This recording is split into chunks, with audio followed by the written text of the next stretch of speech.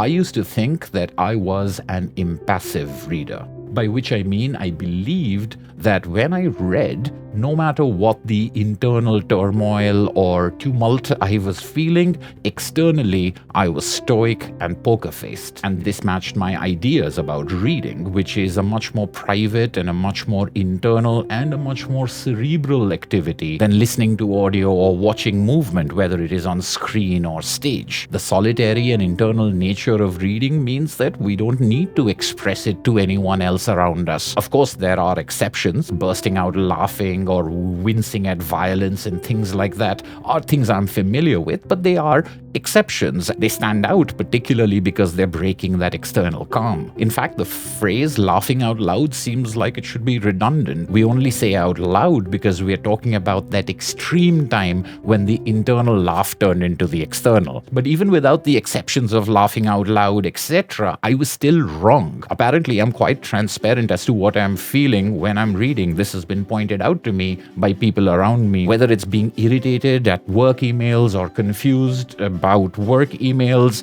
or smiling. And it's the smiling while you read that I want to talk about, because it is day 15 of 31 Days of Comics, the prompt-based comics recommendation game that we play on this channel.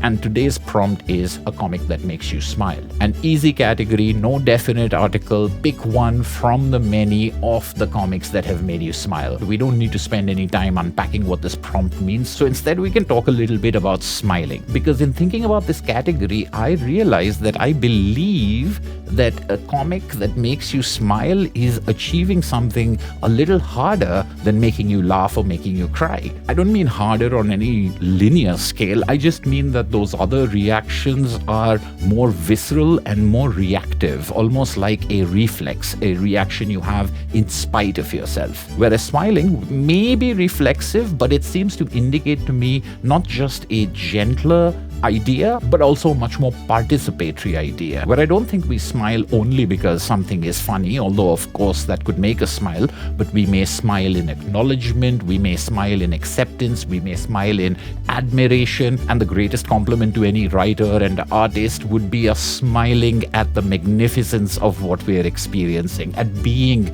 in such capable hands and being taken for a ride that we are really enjoying. That kind of enjoyment, not only of the plot or the character or the dialogue of the elements, but the appreciation of the craft. And in that way, almost any comic that I've talked about already in the 31 Days of Comics, any of the previous categories, the picks for those could easily qualify for this category as well.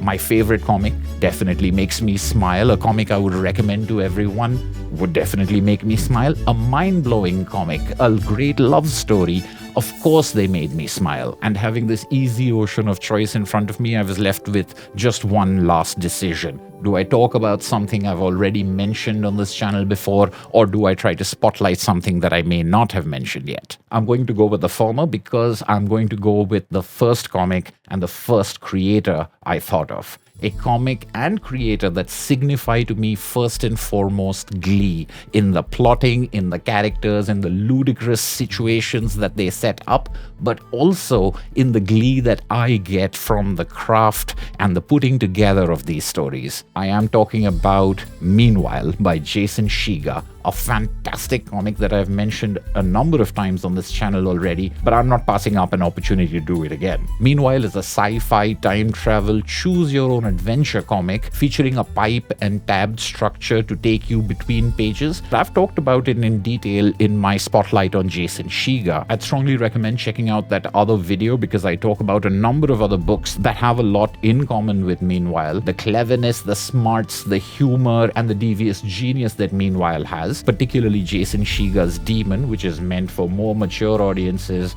than the much more accessible Meanwhile. But in a quick recap, suffice to say that like most Jason Shiga comics, I had a grin on my face from the beginning to the end of Meanwhile. The way the comics medium is used to establish time and place and then mess with it in the time travel story, making you flip back and forth, not just to near facsimile panels of ones you've seen before, but sometimes to the very same panel you've been to before, mirroring the time travel mechanics terrifically, the way other branching storylines catch the corner of your eye as you're trying to get to other pages, the way you might get distracted or cheat. All of these things and much more are incorporated into this slim book that, although it poses as a work of children's comics, to me is clear as a masterful work in the comics medium. When we talk about the potential of the comics medium and what one can do with it, sometimes the conversations can get a little self-serious. To have such ideas and explorations represented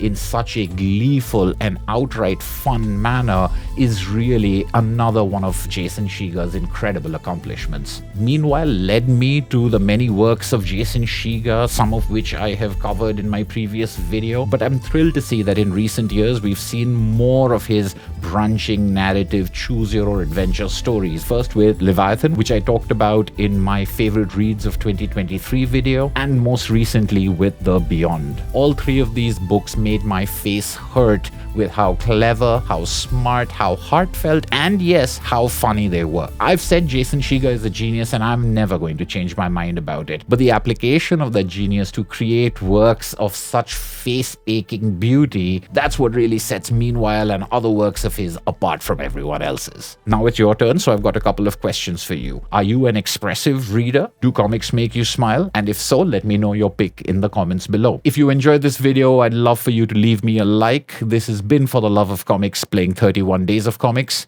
and I'll see you at the next video.